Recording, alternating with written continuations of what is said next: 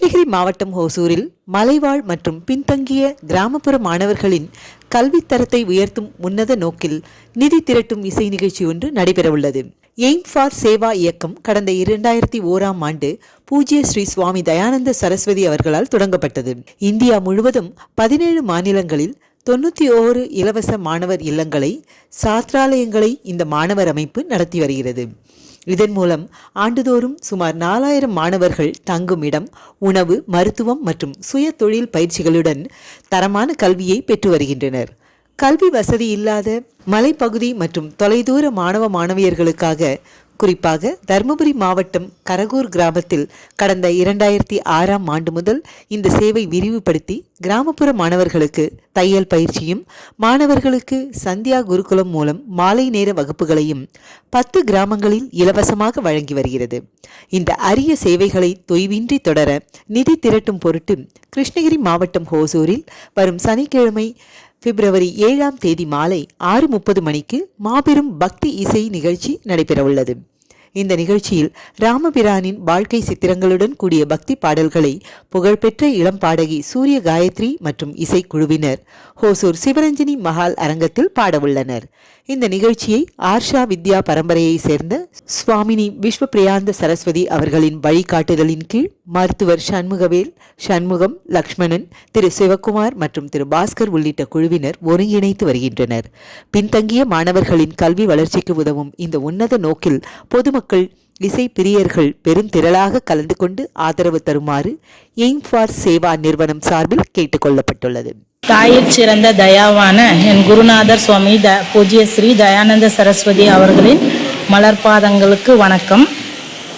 ராமம் பஜே அப்படிங்கிற நிகழ்ச்சியானது வருகின்ற சனிக்கிழமை மாலை 6:30 மணிக்கு சிவரஞ்சனி ஹோட்டலில் இருக்கக்கூடிய மஹாலில் நடைபெற இருக்கிறது. அந்த ராமம் பஜே நிகழ்ச்சி இளம் பாடகியான சூரிய காயத்ரி மற்றும் அவர்களது குழுவினரால் நடத்தப்படுகிறது.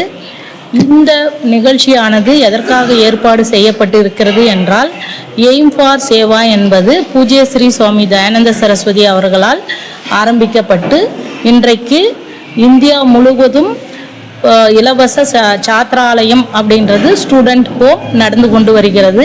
அது மட்டும் அல்லாமல் பல்வேறு இடங்களில் health care centres, women empowerment போன்ற சேவை பணிகளை செய்து கொண்டிருக்கிறோம்.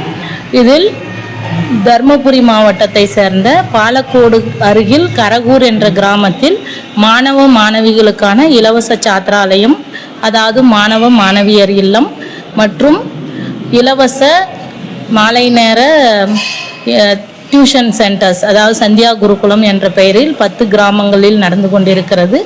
பெண்களுக்கான தையல் பயிற்சியும் நடந்து வருகிறது.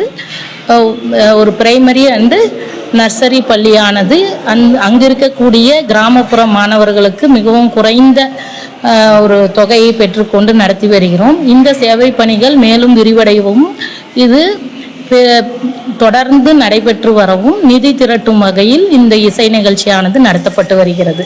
விஸ்வபிரியானந்த சரஸ்வதி அப்படிங்கிறவங்க, அவங்க ஹைலி எஜுகேட்டட். எனக்கு அவங்ககிட்ட இது என்னன்னா, ஒரு லேடி இவ்வளோ ஹைலி எஜுகேட்டடாக இருந்து சன்னியாசி வாங்கி அப்புறம் இங்கே ஒரு ஆண்களே செய்ய முடியாத ஒரு வேலையை, கரகூருங்கிறது மலைவாழ் ஏரியா இருக்கிற இடம் தான், அந்த ஏரியாவில் தனியாக இருந்து நடத்தி இப்போ அங்கேருந்து இங்கே நம்மெல்லாம் திரட்டி நடத்துகிறாங்கன்னா அவங்களுடைய அந்த மன வலிமை நமக்கு புரியுது. அதனால தான் அவங்கள பார்த்தாலே ஒரு பிரமிப்பாக இருக்குது, தெய்வீகமாக இருக்குது. அதனால் இந்த தெய்வீக பணியில் எல்லாரும் இணைந்து செயல்பட வேண்டும். இன்றைக்கி நாங்கள் நிதி திரட்டுவதற்காக ஒரு நிகழ்ச்சி நடத்தினாலும் எதிர்காலத்திலும் நிதி நிறைய தேவைப்படுகிறது. இப்போ நீங்கள் கேட்ட மாதிரி பசங்கள்லாம் வர்றாங்க, வெட்டமங்கலாலத்துலேருந்து வர்றாங்கன்னா அங்கே ஒரு ஹாஸ்டல் இருக்கணும். படிப்பு மட்டும் இருக்கக்கூடாது, ஹாஸ்டலும் இருக்கணும், சாப்பாடும் இருக்கணும். அப்போ என்ன ஆகுனாக்கா, எந்த இடத்துல இருந்து வேணாலும் அவங்க ஹாஸ்டலில் தங்கி படிச்சுட்டு அவங்க மேலே போயிடலாம். ஏன்னா அந்தந்த இடத்துலையே போய் ஸ்கூல் நடத்தணும்னு ஒன்றும் இல்லை. ஹாஸ்டல் இருந்துச்சுன்னாக்க மற்ற இடத்துலலாம் அங்கேருந்து தங்கி நடத்துறதுக்கு வசதியாக இருக்கும். அந்த முயற்சிக்காக தான் இவங்க இது பெரும் முயற்சியாக எடுத்து செய்கிறாங்க. அதுக்கெல்லாம் நம்ம உறுதுணையாக இருக்க வேணும். உங்களுடைய அது சப்போர்ட்டும் தேவை நான் கேட்டுக்கொள்கிறேன்.